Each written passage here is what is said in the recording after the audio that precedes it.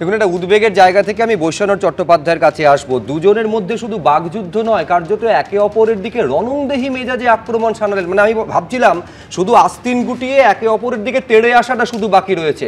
আমি বলছি যারা এই বাকযুদ্ধে জড়িয়ে পড়ছেন তারা হচ্ছেন মাননীয় সাংসদ, তারা লোকসভায় গিয়ে আইন প্রণেতার ভূমিকা তারা কাজ করেন।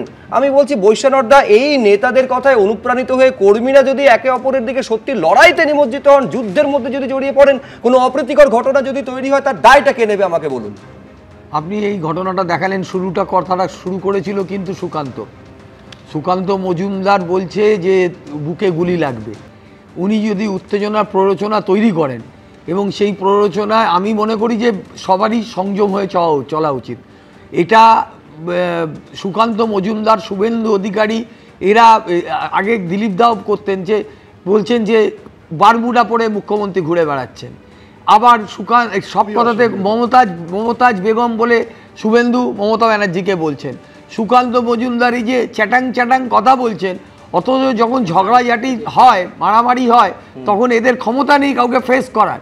এখানে আমরা কখনোই চাই না কোনো হিংসা হোক, কিন্তু এই হিংসার যে প্ররোচনাটা উনি দিচ্ছেন যাতে ও একটা গন্ডগোল লাগে এবং সেই গন্ডগোলে দু একজনের ওপর আক্রমণ হয়। আসলে কি জানেন তো বৈশ্বনাথদা, এই উদ্বেগের জায়গাটা, আতঙ্কের জায়গাটা কোন থেকে তৈরি হয়? উত্তরবঙ্গে তো আমরা ভুলে যাইনি, মানে দর্শকদের একটু মনে করিয়ে দেবো নিশীথ প্রামাণিক আর উদয়ন গুহর কথা। এখানে দেখুন একেবারে তুই তোকারিতে নেমে এসছে। আমি বলছি চাপানোতর চলতে পারে, আক্রমণ চলতে পারে রাজনীতিতে, এটা তো সত্যি একটা ভালো উদাহরণ, কিন্তু তার মধ্যে এই পর্যায়ে চলে আসবে কেন আক্রমণ পাল্টা আক্রমণ? এটা তো আপনি আগেও আপনারা দেখিয়েছেন। অর্জুন সিং কোন ভাষায় কথা বলেন আপনি বলুন না, শুভেন্দু অধিকারী কোন ভাষায় কথা বলেন, দিলীপ দা সিনিয়র মানুষ তিনি কোন ভাষায় কথা বলেন আপনি বলুন। এই সুকান্ত মজুমদার নিজেকে অধ্যাপক বলে, অথচ কথার ভাষাগুলো আপনি দেখুন। সেই জন্যই তো বলছি, এই ভাষার কথা যেখানে বললেন, আমি তরুণ জ্যোতির কাছে আসবো। ভাষা নিয়েই তো প্রতিটি রাজনৈতিক দলের যারা প্রতিনিধিত্ব করছেন তাদেরকে সংযত থাকা উচিত। মানুষ কি শিখছেন তাদের? না, অ্যাডমিটেড। আমি কল্যাণ বন্দ্যোপাধ্যায়কে নিয়ে কথা বলা যদি শুরু করি, আমি কাকে নিয়ে শুরু করবো আমি বিট কনফিউজড। মহুয়া মৈত্র, কল্যাণ বন্দ্যোপাধ্যায় যে সম্পর্কে যেগুলো বলেছ সেগুলো বলবো, নাকি ওই পার্টিকুলার ওই লোকসভায় যে পোস্টার অভিষেক বন্দ্যোপাধ্যায় আরেক ভাই যেগুলো লাগিয়েছিল, মাতাল তোমায় জানতে হবে, আগামীকে মানতে হবে, সেটা নিয়ে শুরু করবো। কল্যাণদা মনে হয় আজকাল মদনদার সাথে একটু বেশি মেলামেশা করছে, যেন ভুলভাল বকছেন। দেখো, চিফ হুইপ ছিলেন তিনি দলের, তাই না? তাকে বের করে দিয়েছে, তাড়িয়ে দিয়েছে কেন? মহুয়া মৈত্র সম্পর্কে বলার জন্য। তো উনার বেসিক্যালি স্কোর ভুল বলছো তুমি, তিনি পদত্যাগ করেছেন। ছাড়ো সব নাটকের গল্প, ছাড়ো, একটা সম্মানজনক এসকেপ দিয়েছে। মহুয়া মৈত্র কল্যাণ বন্দ্যোপাধ্যায় সম্পর্কে ন্যাশনাল মিডিয়াতে যেটা বলেছিল, তারপর মহুয়া মৈত্রর বিরুদ্ধে স্টেপ হলো না, কল্যাণ বন্দ্যোপাধ্যায়কে বলা হলো। কল্যাণ বন্দ্যোপাধ্যায় পয়সার গুরুত্ব আছে বোঝা গেছে, ডায়লগ ফাইলগ দিয়ে লাভ নেই। সিম্পল কথা দেখো, কল্যাণ বন্দ্যোপাধ্যায় একজন বর্ষিয়ান নেতা, তার মুখের ভাষা, অবশ্য তার মুখের ভাষা এটাই তিনি ওই নাটকটা তিনি করতে জানেন। আর বড় বড় কথা বলছেন, এ ছালে কী হবে, ছালে। আমি বলছি কালকে তৃণমূল সরকার থাকবে না, এই আইটেমগুলো একটা বাড়ি থেকে বেরোনোর সাহস পাবে না, পরিষ্কার বলে দিচ্ছি। এটা সব ফুটো মস্তান। কেন ফুটো মস্তান? এটা যখন দল নিয়ে পিছনে পুলিশ নিয়ে বড় বড় ডায়লগ মারে, এই করে নেবো, ওই করে নেবো। কোথায় কল্যাণদা আজকে? কল্যাণদা ডায়লগ মেরেছিল না, শ্রীরামপুরে আসো দেখে নেবো। কোথায়? শ্রীরামপুরে তো গেছিল আমার নেতা। কল্যাণদা কোথায়? আমি বললাম মানুষের জন্য কাজ করুন, ভুলভাল কাজ বন্ধ করে মানুষের জন্য কাজ করুন।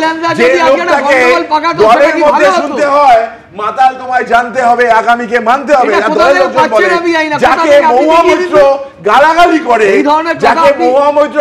করে, তার সম্পর্কে আমি রবীন্দ্রনাথ ভট্টাচার্যের কাছে আসবো। রবীন্দ্রনাথ বাবু, আমি আবার বলছি, এই আশঙ্কার জায়গাটা এক হচ্ছে এই এসআইআর এর আবহে একের পর এক তৃণমূল নেতা কার্যত যেভাবে হুঙ্কার ছাড়ছেন, রক্তগঙ্গা বইয়ে দেওয়া, একেবারে লণ্ডভণ্ড করে দেওয়া, তার মধ্যে দুই নির্বাচিত জনপ্রতিনিধি একে অপরের দিকে এভাবে আক্রমণ শানাচ্ছেন এবং আক্রমণের ডিগ্রির এত অবনমন ঘটছে সেটা বলার অপেক্ষা রাখে না।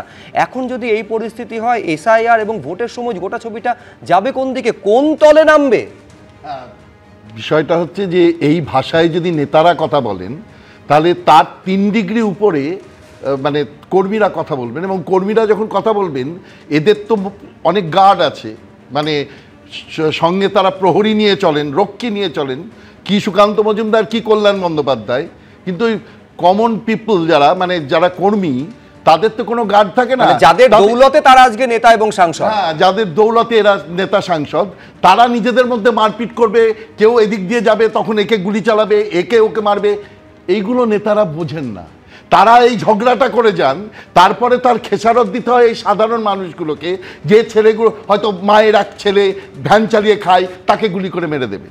এই ভাষা সন্ত্রাস যে আলটিমেটলি এদের মধ্যে থাকবে না, এই আমাদের এই এদের যে দেখানোতে টিআরপির উপর থাকবে না, এটা যে আলটিমেটলি কর্মীদের মধ্যে গিয়ে একটা সহিংসতার সৃষ্টি করবে এবং তার ফলে বেশ কিছু লোকের প্রাণ যাবে, এইটা বোঝার মতো ক্ষমতা না কল্যাণ বন্দ্যোপাধ্যায়ের আছে, না সুকান্ত মজুমদারের আছে। তারা নিজেরা বলতে পারতেন যে কর্মীদেরকে যে শান্ত করবার জন্য, একজন বলছে তো বলছে, বললেই তো চিৎকার করে তাকে বলতে হবে না। যদি তরুণ জ্যোতির কথা মেনেই নিন যে এই ধরনের কথা তার সম্বন্ধে তার দলের লোকেরাই বলছে, তাহলে তার বিরুদ্ধে প্রোটেস্ট করার কি দরকার ছিল? উনি অধ্যাপক মানুষ, তিনি এই ভাষায় কথা বলা দরকার কি গুলি করে দেবো, এই করে দেবো দরকার ছিল না, এটা বলার দরকার ছিল না। আমাদের কর্মীদের সম্পর্কে বলা হয় তখন দরকার ছিল। এই বাংলায় আমরা এখনো পর্যন্ত 250 জন কর্মীর লাশের বোঝা আমাদের কাঁধে আছে। তৃণমূলের হাতে, এই চোরগুলোর হাতে বলা দরকার আছে আমরা লাশ গুনতে আসিনি, দিনের পর দিন আমরা লাশ গুনবো না। হ্যাঁ, এই যে ভাষা সন্ত্রাসের কথা বলছিলেন রবীন্দ্রনাথ বাবু, দেখুন শুরু যেটা করেছিলাম সেই এসআইআর নিয়ে, সেই এসআইআর নিয়ে তৃণমূল নেতা নেত্রীদের হুমকি হুঁশিয়ারির মধ্যেই ফের একবার সুর চড়ালেন বীরভূমের তৃণমূলের কোর কমিটির আহ্বায়ক অনুব্রত মণ্ডল। কেউ কোনো জায়গায় থামছেন না। ভাষা সন্ত্রাস কোন জায়গায় পৌঁছেছে, এই হুমকি হুঁশিয়ারি কোন জায়গায় পৌঁছেছে? এসআইআর এর নাম করে যদি একটা ভোটারের নাম বাদ যায়, যারা বাদ দেবে তাদের চোখ দুটোকে উবড়ে ফেলা হবে এখান থেকে একেবারে। রক্তগঙ্গা বইয়ে দেবে বাংলা জুড়ে। পশ্চিমবঙ্গে এসআইআর এখনো শুরু হয়নি, কিন্তু এসআইআর নিয়ে তৃণমূল নেতানেত্রীদের হুমকি হুঁশিয়ারি চলছে। ভোটার তালিকার বিশেষ সংশোধন নিয়ে এবার ফের সুর চড়ালেন অনুব্রত মণ্ডল। কারো ক্ষমতা নাই ভোটে বাদ দেয়, আমরা উড়ে এসে জুড়ে বসি নাই। আমরা দীর্ঘদিনকার লাভপুরের মানুষ, আমরা বাংলাদেশ থেকে আসি না, আমরা কোন বিদেশ থেকে আসি না। ক্ষমতা নাই বিজেপি সরকারের ভোটার লিস্ট থেকে বাদ দিয়ে দেবে। সব মানুষকে আমি একটা কথা বলছি, খালি ভোটের দিন আর ভোটার লিস্টের কাজটা যেন দেখে দেবেন, এইটাই আপনাদের কাছে আমার অনুরোধ। বাদ বাকিটা আমরা বলে নেব, বাদ দেবো বলে বাদ দেওয়া যায়নি। তাল পুকুরে ডুব দিলে গিয়ে দেখবে তাল গাছ আছে জলের নিচে, সেই তাল গাছের মাথায় একটা কৌটো আছে, তার ভিতরে একটা ছোট কৌটো আছে, তার ভিতরে একটা ছোট কৌটো। শুনেছেন ছোটবেলায় গল্পটা? রাজকুমার কি করলেন? তাল পুকুরে ডুব দিয়ে কৌটোর মধ্যে কৌটো থেকে ভীমরুল বের করলেন, রাক্ষসে যখন মাথা ছিঁড়ে দিলে সব রাক্ষস মরে গেল। সেরকম তৃণমূল কংগ্রেসের প্রাণ এই এসআইআর এর মধ্যে আছে, ভোটার লিস্টের মধ্যে আছে। গত কয়েকদিনে এসআইআর নিয়ে বারবার হুমকি হুঁশিয়ারির সুর শোনা গেছে তৃণমূলের নেতা, সাংসদ, বিধায়কদের গলায়। ভোটারখালীতে যদি একটা পরিচিত ভোটারের নাম বাদ যায়, ভোটারখালীতে একটা বিজেপিকে বাড়িতে থাকতে দেওয়া যাবে না। পুরো যদি আমাদের যারা যে কোনো একটা ভোটার, যারা যে ভোটার তালিকা থেকে একজনকে যদি বাদ করে, তাহলে আমাদের এই হরিশ্চন্দ্রপুরের সমস্ত লোক এবং আমরা হরিশ্চন্দ্রপুরকে লন্ডভন্ড করে দেব। তৃণমূলের নেতানেত্রীরা যখন এসআইআর নিয়ে হুমকি দিচ্ছে, তখন পাল্টা বিজেপির মুখে আবার শোনা গেছে রাষ্ট্রপতি শাসনের হুঁশিয়ারি। ওরা রাষ্ট্রপতি শাসনটাকে না ডেকে ডেকে আনতে চাইছে, আনুক, আমাদের কি অসুবিধা আছে? বলছে আগুন জ্বালিয়ে দেবো, বেটা হাত কাঁপে, দেশলাই ধরাতে পারে না, বলছে পুরো মথা বাড়ি জ্বালিয়ে দেবো। এরা তো ওইটাই পারে। মানুষ যত দেখবে তত জানবে, যত জানবে তত কম মানবে, এটাই তো রাজা, যাতে মানুষ না জানতে পারে, বুঝতে পারে, দেখতে পারে। বাকযুদ্ধের এই আজ দেখে অনেকে বলছেন এসআইআর শুরুর আগেই এই অবস্থা, এরপর কি হবে? ভাস্কর মুখোপাধ্যায় ও শিবাশিস মৌলিকের রিপোর্ট, এবিপি আনন্দ।